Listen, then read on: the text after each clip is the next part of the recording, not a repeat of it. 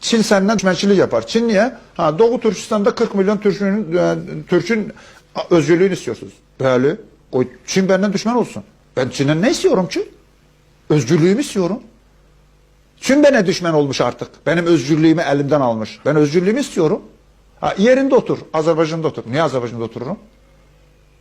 Ben 300 milyona yaklaşık Türk'ün bir askeri bir evladıyım.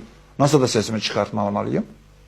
Ona göre ki ya böyle politikadayla konuşulmaz. Politik nasıl konuşur?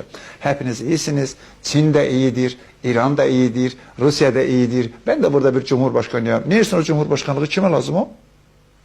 Ben bu söylediğinizi çok iyi anladım. Ve yola çıktık. Bizim mefküremiz ve hedefimiz aydındır. Hedefimiz milletimizin özgürlüğü ve bağımsızlığıdır. Büyük hedefimiz bütün esir Türklerin xilasıdır.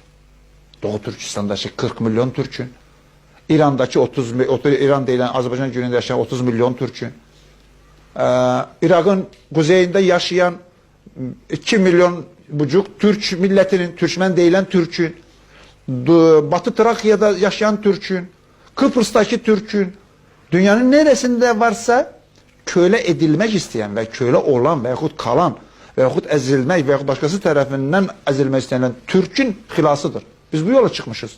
Ve biz bunu Rusya'nın içinde de istiyoruz. Bizim insanlarımız Kazan Türk'üyle de ilişkidi, Kırım Türk'üyle de ilişkidi. Biz onların da özgürlüğünü, bağımsızlığını istiyoruz. Suvaş Türk'ü, Hristiyan Türk'üdür, 4 milyondur. Bizim kardeşimizdir. Biz onun da özgürlüğünü istiyoruz.